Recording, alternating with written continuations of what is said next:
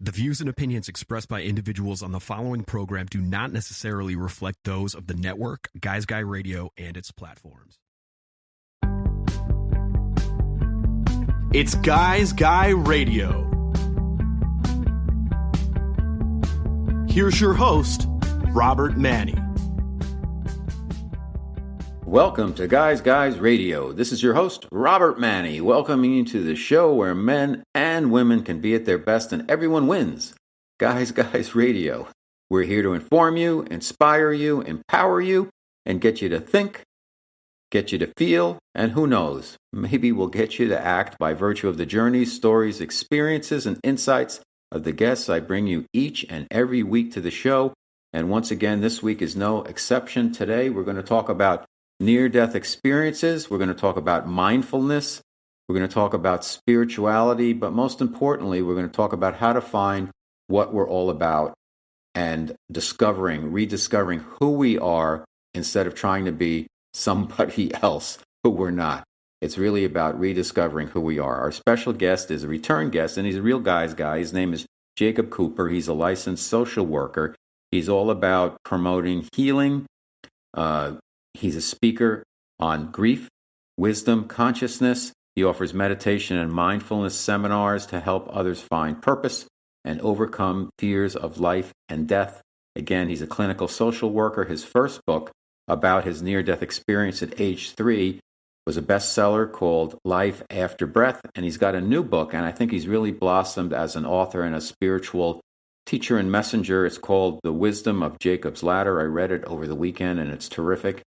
And I'm so glad that Jacob's really coming into his own because he's a young guy and he's a good guy and he's a guy's guy. And I'm thrilled to have him back on Guys Guys Radio. So, we're talking about near-death experiences today. And I know not many people have had near-death experiences nor think about them.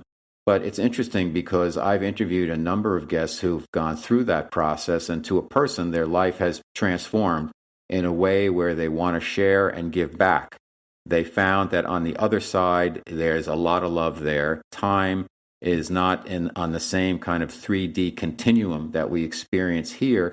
It seems like time, everything's kind of happening at the same time, but there's so much more that people see and feel when they get over to the other side, and a lot of them don't want to come back.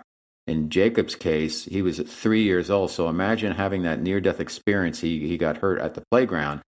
He went to the other side and he came back. Now he's a 3-year-old. Who knows? It might have been like a fun experience for a 3-year-old, but according to Jacob, and he'll tell his story, there was a lot more because his higher self kind of helped him see a lot of things.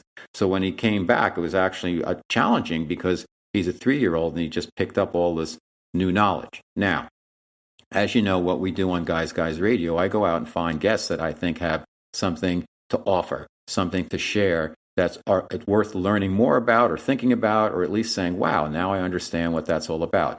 I leave it up to you to determine, do you want to learn more about near-death experiences? Do you want to learn more about mindfulness and spirituality? I will tell you this, that men and women all over the world are becoming more and more open and interested in what's out there beyond our everyday experience and all the nonsense that we're dealing with in our current state of affairs in our country and in this world, on this planet right now. It's just there's a lot of chaos and there's a lot of anxiety and there's a lot of fear, and nobody likes that. So sometimes the best refuge is to go inside and rediscover who we really are. And that's what we're going to do today, once again on Guys Guys Radio. I think you're really going to enjoy my conversation with Jacob Cooper. So, hey, let's do it right now. The station that makes you feel good.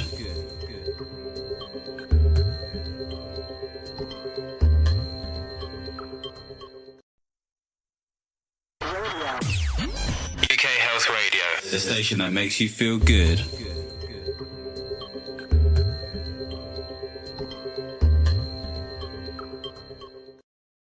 Okay, Guys Radio, our very special portion of the show where we have a wonderful guest. He's a return guest. He's a guy's guy. And today we're going to talk about near-death experiences, or NDEs.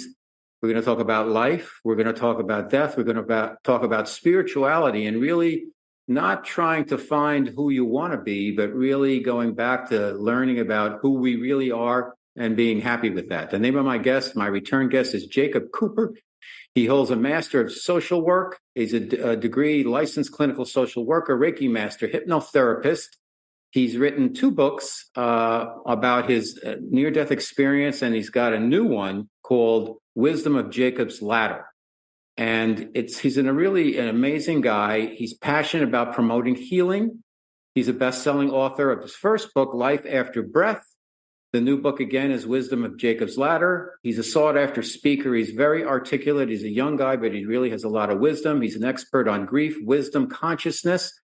He offers meditation and mindfulness seminars to help others find purpose and overcome fear of life and also after death. So welcome back to Guys Radio, Jacob Cooper. How are you, my man? Robert, an honor to be back on your show. The day has come. Thank you for having me on and all that you do. All right. Well, good. Thank you. I'm thrilled to have you here. So you say, let's get right to it. I decided to write The Wisdom of Jacob's Ladder, believe that we all have a story or a karma. We also have the ability not to be defined by our stories. What is the significance of your new book, Jacob? The Wisdom of Jacob's Ladder. That's a great question. I had my NDE or near-death experience, which we'll get into, and that's something that I walked into. It happened. It happened when I was 3 years old. But my real work was making sense of it, processing it, understanding what exactly that experience was and how I could ground it and translate it, into this experience. So the Wisdom of Jacob's Ladder, is a teaching book, a guidebook, but also really breaks down the hereafter, lessons from the hereafter, my NDE for the here now, so that we don't have to wait until we die to kind of have awareness of that place where we're going, but we can integrate it in our very lives. Let's talk about this. You're just for context for folks who may not be familiar with your work yet, and I think there's going to be a lot more folks who do get familiar with your work because you do great work. But you had an NDE, near-death experience, and I want you to explain to people what exactly that is, because it was a very brief time when you were 3 years old. You were, I think, climbing up a ladder, and I don't know if you fell or you hit your head, but you were out. And it wasn't a long period of time, but you were on the other side. And on the other side, time is a little bit different, where it might have been 3 to 5 minutes in our time, 3D time. It could have been like an eternity on the other time, because time is not happening on a continuum as we experience it. So put that into context for everybody, exactly what happened. And then I would like you to explain, if you will, how that information that you got from the other side kind of took so long to come out. It seems to be still coming out of you, where you're in your early 30s now, I assume, and this took place when you're 3 years old, yet you are still learning from this experience. Yeah, no, it's a great 2-part question, Robert. September of 1993, I had something called pertussis, otherwise known as whooping cough, and I wasn't diagnosed with it, but I went to a park in a playground as a very young boy. And, due to this whooping cough, and I actually have a cough right now, but I'm not going to have an NDE on our show. I promise. I'll talk about mine, but God willing, I won't have one.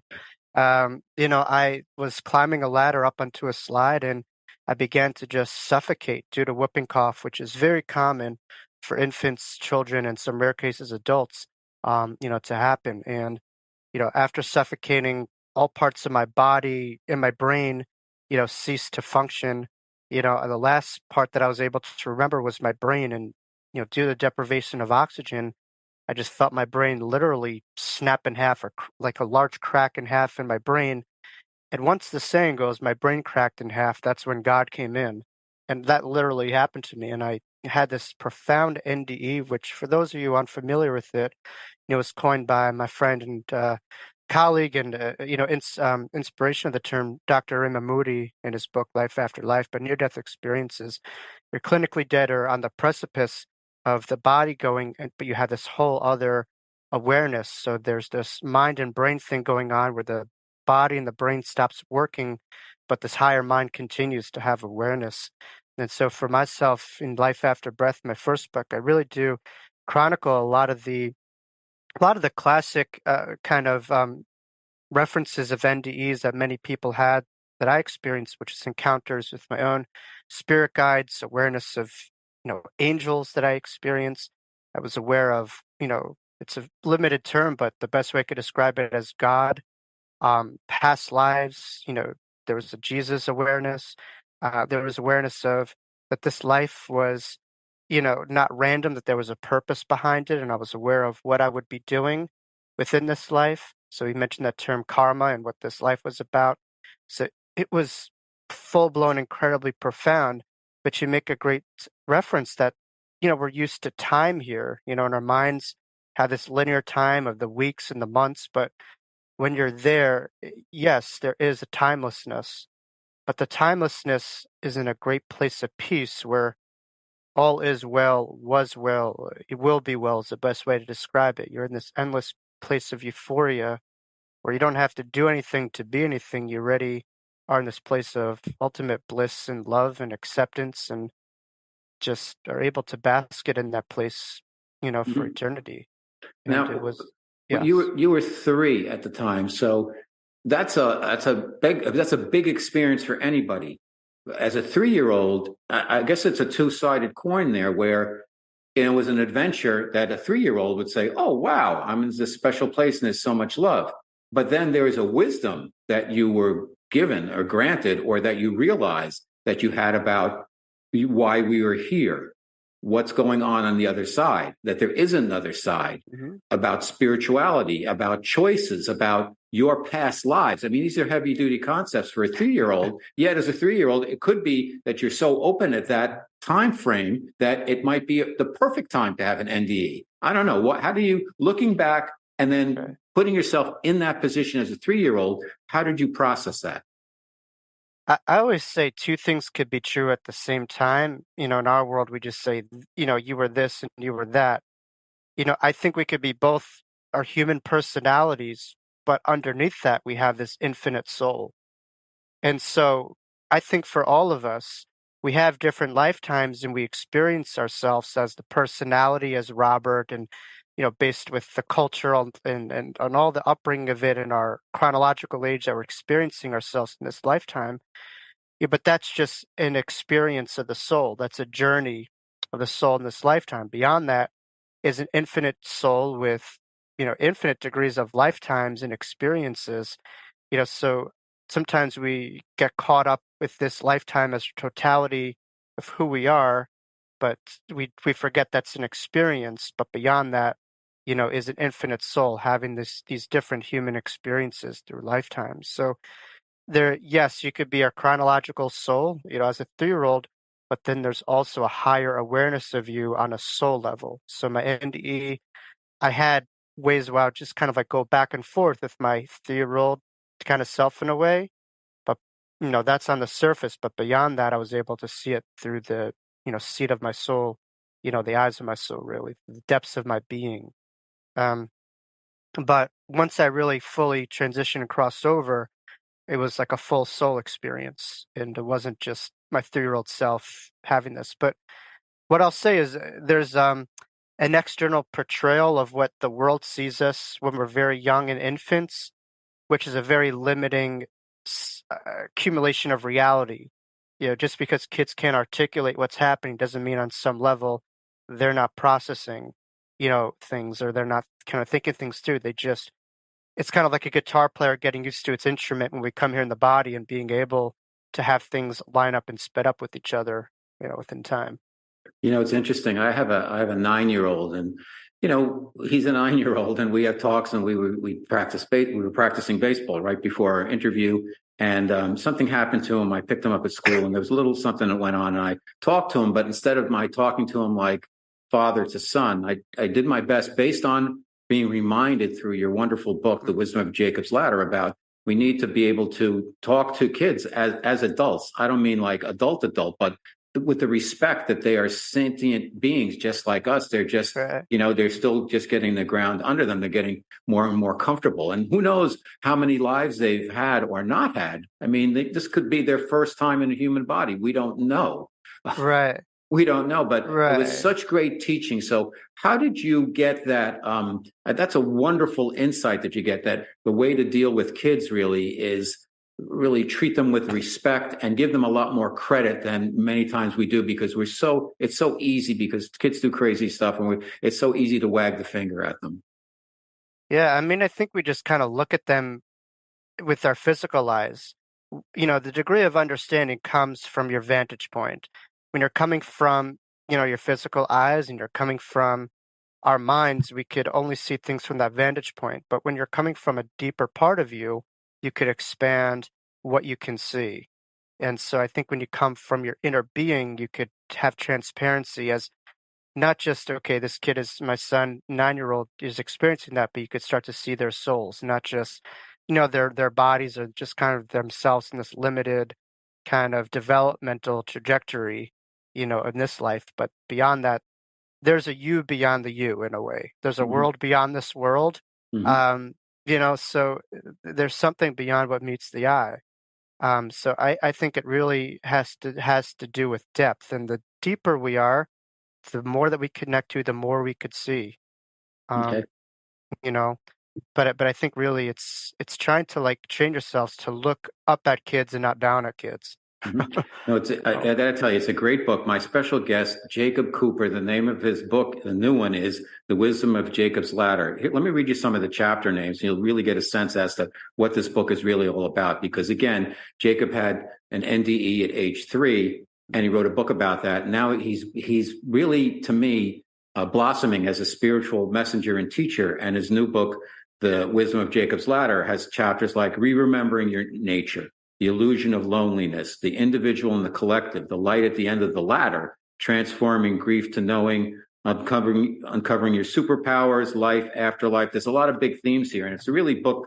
It's a book that can really help people. So thank you so much again for being here, Jacob.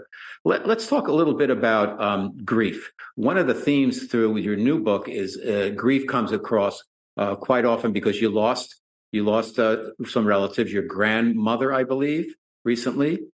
Lost a grandmother and my best friend. And your best friend, and that obviously we're in the 3D world, and we believe that we keep going, but still it hurts. So tell us how you, as an individual, Jacob, deal with grief, and how, from a bigger perspective, we need to begin to attempt to look at it to see that death is not the end. It actually is it's a step on the journey.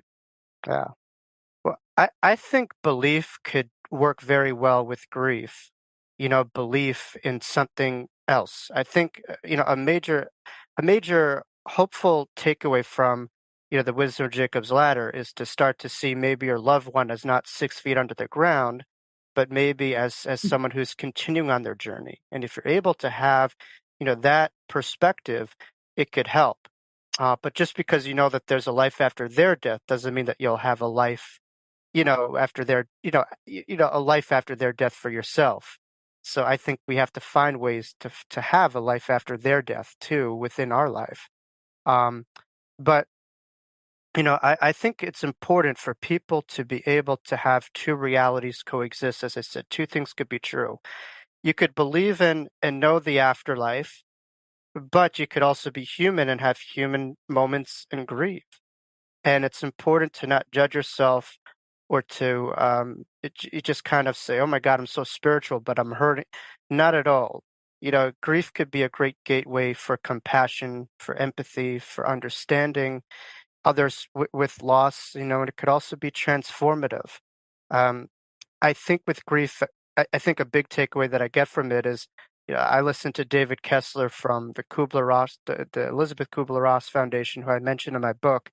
But David emphasizes that grief is like a river, that it's important to not resist it or to try not to judge it, but to understand that it's kind of like hardwired in our DNA. We've come from thousands of generations of loss and people who came before us, but just to allow that river to flow organically and not to resist it, and it will be able to transform agony and suffering into potential meaning and love. But we have to allow it to unfold, as well as utilize some helpful supportive systems that will not make our grief worse, but to be able to help us process it and understand it without judgment. So, What do you think that the passing of your friend taught you, and do you think it was something as part of your karma or your journey of learning? or was it in your take as a human being, or was it a random thing that you're going to learn from it because it's just something that happened? How do you take the loss of a very close friend like that? I think there's always a seesaw, from our end and their end in terms of learning. Learning never stops, whether you're here or there. Uh, at least to me, it was, when it's someone's time, it's not something that we could control. We could try to influence it, but people, much like when I had my NDE, I understood that we don't belong to this world. This is a temporary experience, and we're spiritual beings, so we belong to a much higher intelligence, and everything is within rhyme and purpose. It may not make sense to us here now, but we belong to such a greater intelligence. So I think it's really trusting that we want to hold them. We want them to be here, but there's reasonings for timing within passing, despite the untimeliness of it, despite us wanting to hold on to them. We're forever connected to them, but we don't own them. Mm-hmm. They really, we all belong to a higher place, and we're here, just as tourists in this human experience. Now, Jacob, you mentioned kind of you keeping in touch with people, those who have passed. That it's not a crazy, wild ass thing to think of that, but we can actually reach out and through our hearts really feel them and communicate with them, and they're available to us. Tell us how that works, because for a lot of people, they're like, well, they're gone, and I'm hurting, and I don't want to fool myself.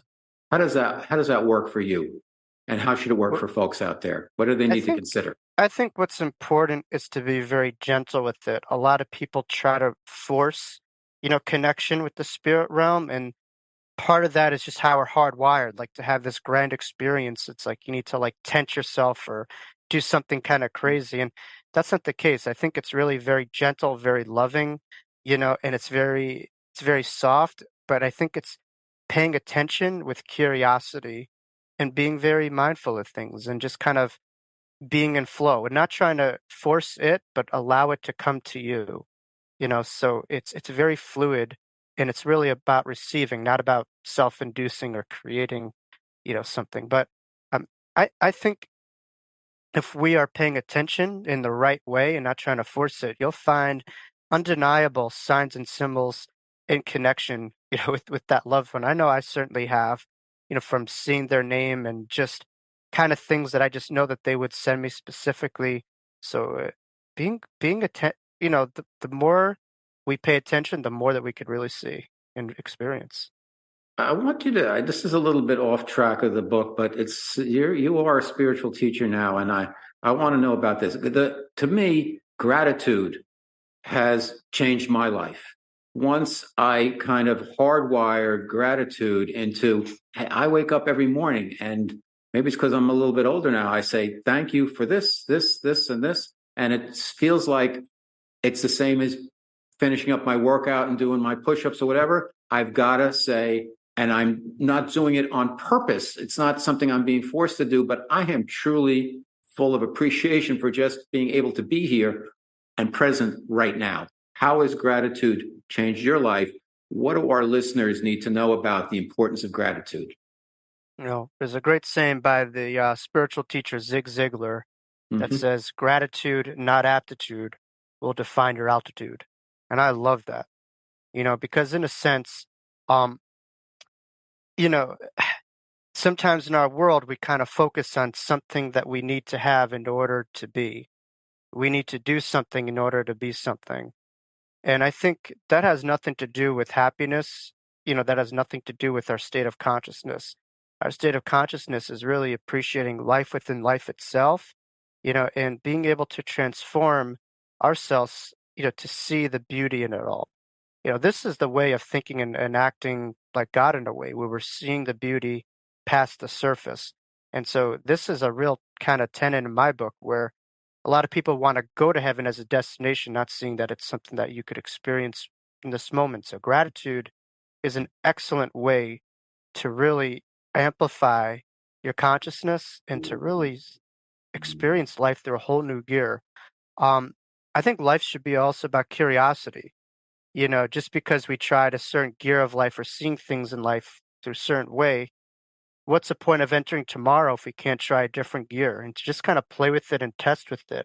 And you'll find through kind of this, playfulness and testing other gears, your experiences on this world could be profound. And it could be one planet that we're living on, but it could be feel like literally a whole new planet.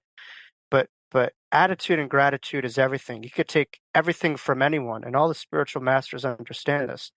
But attitude is where our real freedom lies within, and that's between our two ears and our choices of what we decide to focus on, what we decide to experience. That's reality. Mm-hmm. And I don't mean to, minimize or marginalize anybody's, pain or the challenges they have on a day-to-day basis. We all have problems, and some people have a lot more problems than other people. But there's always, if you go deep down, there's always something that we can be grateful for. Absolutely. And my book was, and I'm Jewish. My book was released on Holocaust Remembrance Day. I didn't even try. But when I think of Holocaust Remembrance Day, I think of one man who changed modern day psychology and the way that people look at the world is Dr. Viktor E. Frankl, a Holocaust survivor. And he he was, stripped of everything.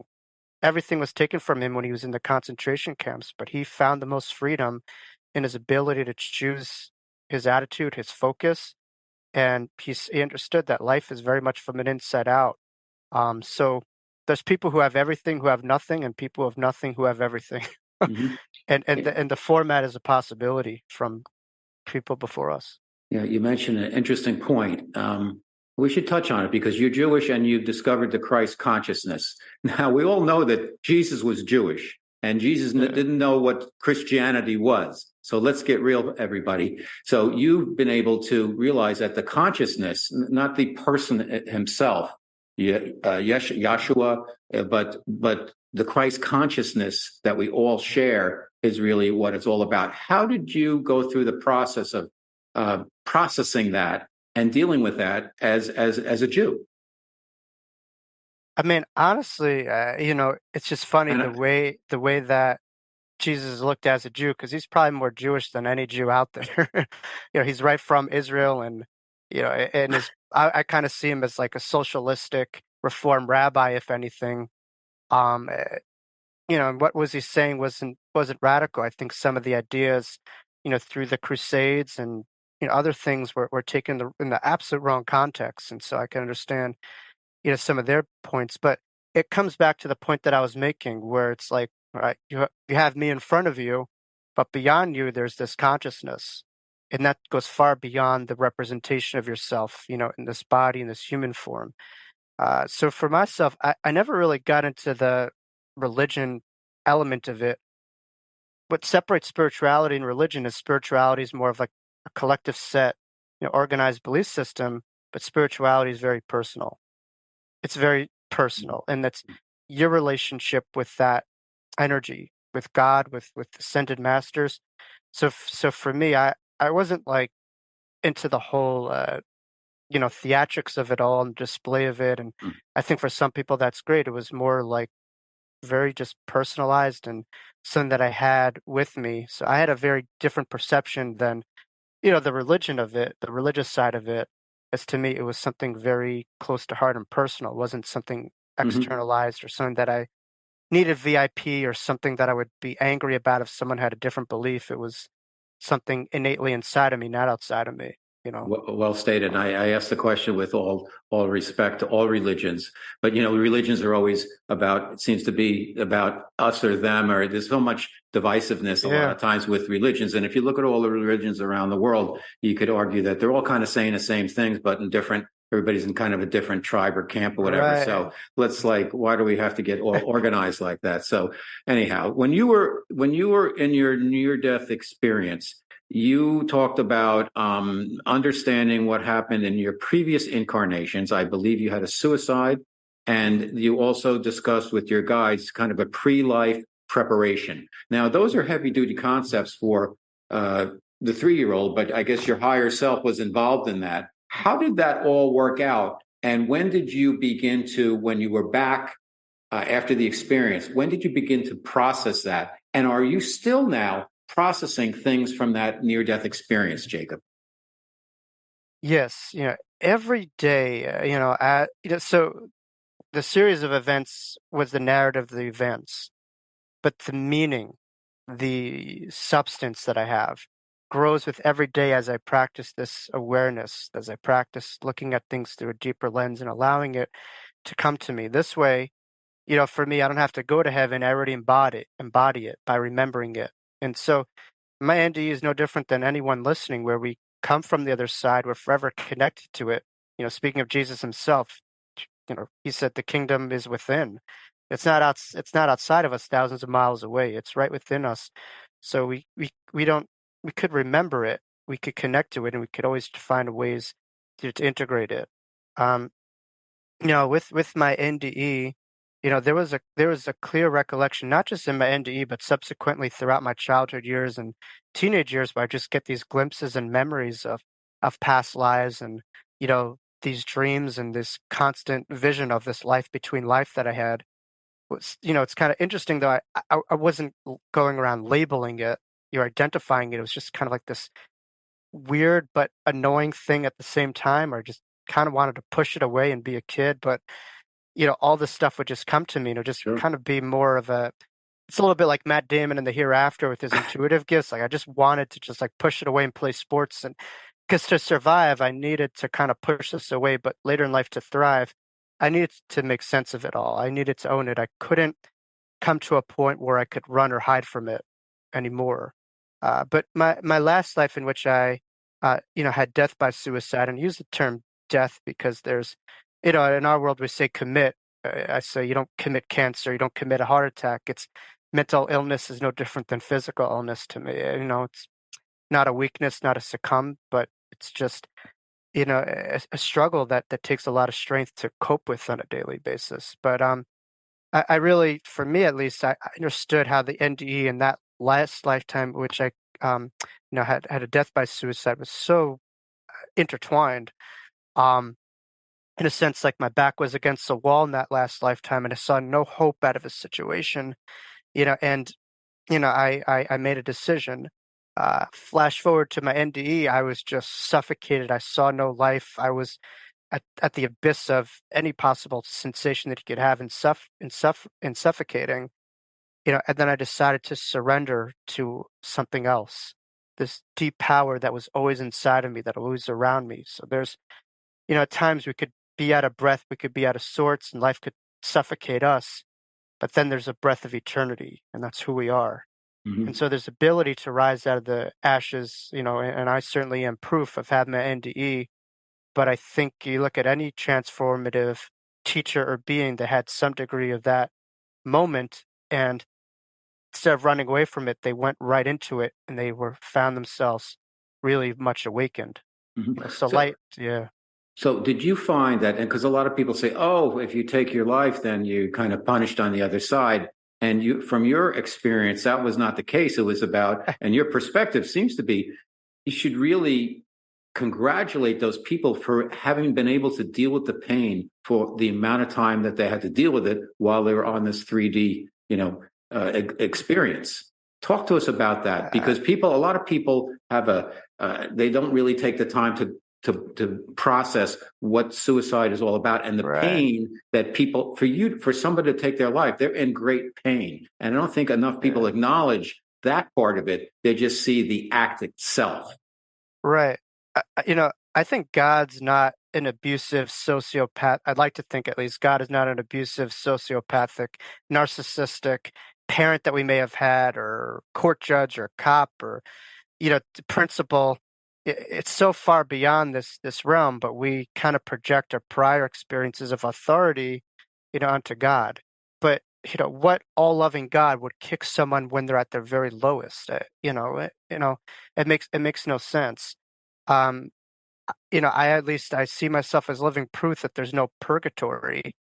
From my experience, if anything, it was incredibly healing, and something that I was able to obviously move on from. Life doesn't stop at death. It doesn't stop at, suicide. There are lessons we go through. We are infinite, eternal beings. And so no matter what happens, we have opportunity. It's a school. It's not a death sentence where you make one bad choice and then that's it. There's opportunity.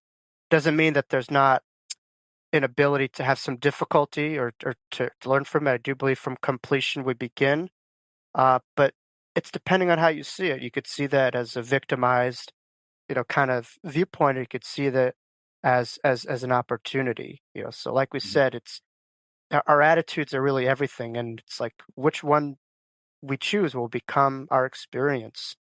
But that attitude of gratitude, which and again, we could have our human moments. Of course, we flip the bird, we get upset, but then we are able to pivot to a reality that we know is true. That lasts, and beauty lasts. These painful moments of life come and go, and they're often doorways to get to that beauty. Okay, my very special guest on Guys Guys Radio. Welcome back, Jacob Cooper. The name of the book is The Wisdom of Jacob's Ladder. It's a terrific read. It's one of those books where I couldn't just breeze through it to get ready for the show. I read the whole book, and I'm so glad I did because it was terrific. And there's a lot of big concepts that are in there that are important. And there's some solutions too. So one of the things that you really believe in, as I do, Jacob, is the power of meditation and the importance of going in. It seems like if we want to change the world, and I know it's like a hackneyed old expression, but you've got to go within to change everything on the outside. And it seems like for some people, oh, you're just thinking about yourself. But if you don't make yourself better, if you don't try to get in touch with the God that's within, how are you otherwise you're just reacting over and over again to all that stuff that's going on the outside. Talk to us about meditation and the power and importance of going inside to heal. Yeah. I think when you see yourself as a body, we understand how to take care of the body. There's a respect. You brush your teeth, you use mouthwash, you do everything. But once you understand you have a soul, there's a great power and there's great responsibility. So much like a cell phone, we charge our cell phone, we have these cell phones that are connected to realities far beyond this one. And so when you're able to really connect to your inner being, you're connecting to the real you, the you beyond the thought energy, the emotion energy, just this pure loving place. And when you connect to that place, you could see the world through this lens. And this is the word, I call it the God lens, that part of you that's really able to see things at the greater depths. So there's a saying, the quieter you become, the more you could hear. And so meditation isn't fighting the mind. The mind will kind of do its thing, or fighting our thoughts, but it's going beyond the surface of the water into the depths where we could see clearer, and it is a practice. And so you could sit in a chair and meditate, or you could really practice everyday meditation, which to me is mindfulness, which is carrying that awareness in your everyday life and living with awareness, focus, but most importantly, empathy, compassion, and grace and wisdom with the world that you encounter. Just so folks know, there's some very, and I love this, there's some simple meditations in the book that anybody can do. It's not, because so many people say, I can't stop my mind, there's so much going on, I've got all the monkey chatter, and we all understand that. You just start slowly. And Jacob gives us a couple of really easy to do meditations to get inside, to kind of quiet down. And also just even getting out in nature is something that people often overlook, particularly if we live in big cities and stuff. As I know from living in New York City and Manhattan for 30 years, I would step into Central Park and everything would change. And just because it's the lungs of the city and the energy was so different, and it's so important that it's there. I'm so glad that they developed that, and it's just, I think New York really needs a respite, and it's a great place, and it's still a great place. But nature itself is so healing. Let me ask you something else, Jacob, about another concept in the book that I think is so important is surrender. You talk about the power of surrender and how important it is. A lot of people think of surrender as, well, that's a weakness, I'm giving up. But surrender actually is more of an acknowledgement. Talk to us about that. Yeah, no, that's a great question, Robert. To me, I work as a therapist, full-time as a psychotherapist with a background in recovery orientation. And surrender is a big part of being a client, whether that's mental health or recovery orientation. Surrendering means in a sense that you're able to address the problem, you're able to address the issue, and you're able to have support. I think a lot of people create the problem by trying to muscle it all on their own and not being able to utilize support. I think if we were meant to do it all on our own, we would be born alone. But there's billions of inhabitants here on the planet, and we're there to coexist, but also to be able to be supported by the right resources at hand. And so we don't have to do this alone. But I think in our world, we're taught that, surrendering is giving up, and it's not. It's starting to address what it is, and it's responsible, and it's a very powerful thing to do. And I know certainly it's why I'm here today. I was having this painful suffocation of losing my physical breath, and I surrendered to the breath of eternity, and that's what saved at least my life and allowed me to live in a way. And I think that saves so many other lives if they're dealing with addiction or mental health conditions where they're able to not see, it as waving the white flag, but really starting your path to recovery and taking initiation towards the change process, you know.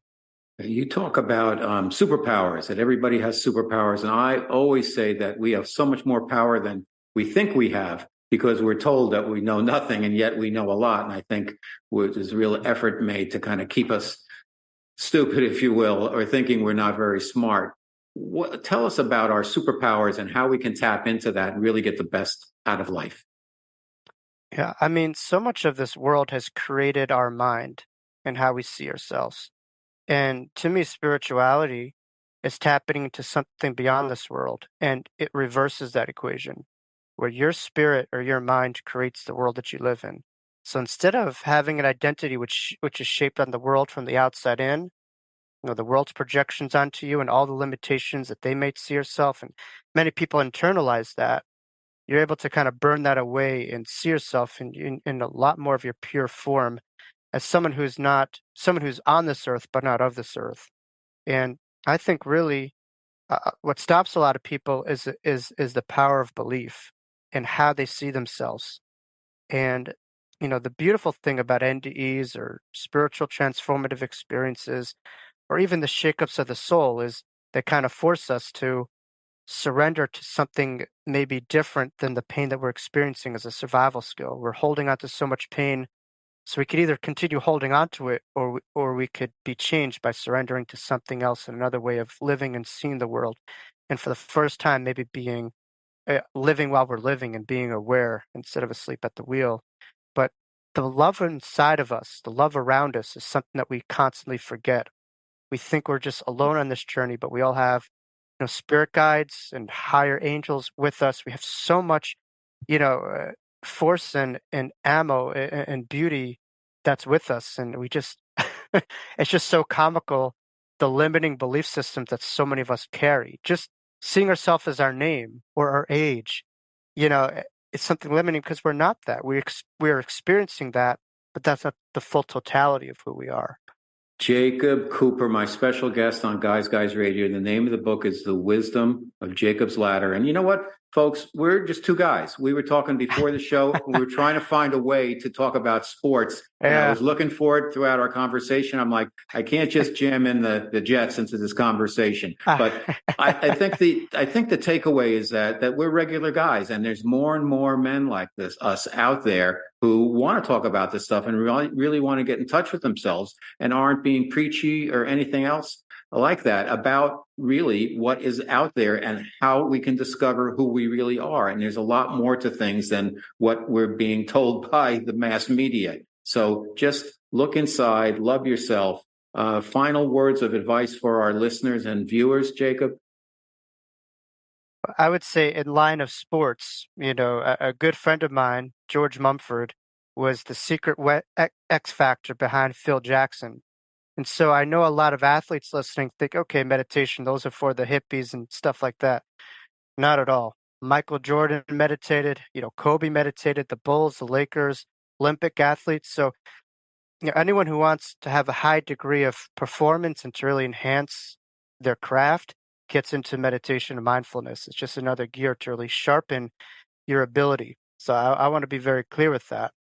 But I also want to be clear that a lot of what we speak of is something familiar. I don't think people would still be watching to this segment if stuff that we were speaking about didn't hit them on some level. that might come with some resistance because that's a defense kind of thing where all of a sudden, geez, I need to change the way that I'm living and I'd rather hold on to it. So I'll just kind of say this is kind of lunacy or crazy. What I'll say though is there is so much mounting evidence with the afterlife and the hereafter from people who've had near-death experiences, out-of-body experiences, evidential mediumship. But there's very little evidence of material reductionism of death, that there's nothing that goes on beyond the body. There's a lot more evidence building every day that there's more than the body. So I think if anything, hopefully people can understand that you may very well be able to bury a body, but you can never bury a soul. Soul will go on beyond the body. Well stated. Where can everybody find you, Jacob, and get your book? Yes, so people could find me on my website at jacoblcooper.com, and there I have all my social media handles, and my book, my two books, The Wisdom of Jacob's Ladder and Life After Breath, are both available primarily through Amazon, although I do sell autographed copies as well, through my website. I love you, man. Thanks for being back on Guys Radio. We'll see you again soon. An honor. Thank you, Robert. Keep up the great work. UK Health Radio, the station that makes you feel good.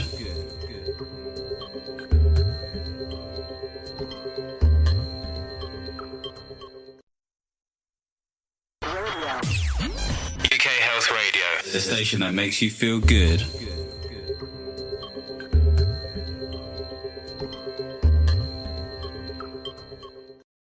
Okay, another terrific interview with my buddy, Jacob Cooper, who's a real guy's guy. And this is a guy who goes out there, he's a social worker. He goes around, and social workers aren't, they don't make a lot of money. I know because my wife was a social worker before we kind of got together. And she went to the toughest neighborhoods in New York City by herself and knocked on doors based on where the assignments were and helped people out. And Jacob does the same thing. He also does seminars on grief and really helps people out. And that's what these social workers do. And it's, we have these professional athletes make ridiculous $200, $300, $400 million, and we have social workers making like less than $100,000 and working their butts off to make this world livable and a better place. So I think what we learned from Jacob today is, the answers are sometimes with all the chaos and the fear and anger that's out there, the best place to go to work on ourselves and make the world a better place is by just doing that. Work on yourself, go inside, meditate, get out in nature, quiet time, find that time for yourself each and every day. I know we get busy, but you can always find 5 minutes or so to just go inside and be quiet and maybe do some steady rhythmic breathing and really appreciate, think about, no matter what your troubles are, and we all have a lot of them, and I'm not marginalizing or minimizing the troubles people have, but there's always something to be thankful for. So if you can start that practice each and every day and maybe even wake up and say, thank you that we're here, we're all in this together, that can be a really good step. So Guys Radio, we're here on KCAA Radio in Southern California every Wednesday evening at 8 p.m. Pacific Time. 106.5 FM, 1050 AM. The show re-airs every Sunday, once again in prime time at 6 p.m. Pacific Time on KCAA. They also stream the show. They have their own podcast, I believe, and they have all these other platforms that the shows are launched on. Every Thursday, our podcast, Guys Radio, goes worldwide along with our Rumble and YouTube channels. And then on Friday through Sunday, we're on UK Health Radio, which is a digital internet radio station. We're on 4 times over the weekend. And they also have their own podcast, etc. So, and I think they're going to come up with a YouTube show soon, YouTube platform soon, so that'll be great also. But for now, we're pretty much available everywhere you consume your content. Whether you want to watch it or listen to it, we're there for you. If you want to support the show, if you like the guests and the content I bring you each and every week, then all you need to do is just follow me, follow Guys Radio, Guys TV, subscribe to our YouTube channel. Just look up my name, Robert Manni, Guys TV, and it's there. And That's all I ask you. And keep an open mind about the guests I bring you, because what I'm here to do is bring you interesting guests, bring you new information, and let you determine if something that works for you. But I promise you, I'm going to bring you new information. Remember last week we talked about oxalates. I knew nothing about it. I got a guest sent to me. I read the book. I'm like, wow, people need to know about this. So that's what I'm doing here. So I appreciate your support. You can also catch me on my website, robertmanni, MANNI.com. I've got over 300 blog posts about life, love, the pursuit of happiness there. You can also download 3 free chapters of my novel, The Guy's Guide to Love. It's a rom-com, but it's really about something, and it's been called the male successor to Sex and the City. And it's about 2 dudes in advertising competing for love, sex, power, and money in New York City. But there's a message there, and there's redemption there, and I think you'll have a lot of fun with the book. It's got great reviews. You can download 3 free chapters on my website. Then you can pick up the physical book or the ebook on Amazon or wherever else you purchase your books. And also, I am now contributing to UK Health Magazine's Health Triangle magazine, which is a digital publication that comes out each month. I wrote an article about aging called Aging as a Choice this month in February, and then in March I'm going to have another article, part 2 of that, so I hope you'll check that out and subscribe. And we've got a lot more guests on the way, so I'm so appreciative of being here with you each and every week, and I thank all my wonderful guests, my 700 plus guests I've interviewed. I thank my wonderful producer Chris, who does such an amazing job, and also, most of all, I thank you, our rapidly growing audience worldwide. It's a blast, and we've got a lot more coming, so thank you, thank you, thank you. I'm going to see everybody next week, and until then, like I always like to say, guys, finish first.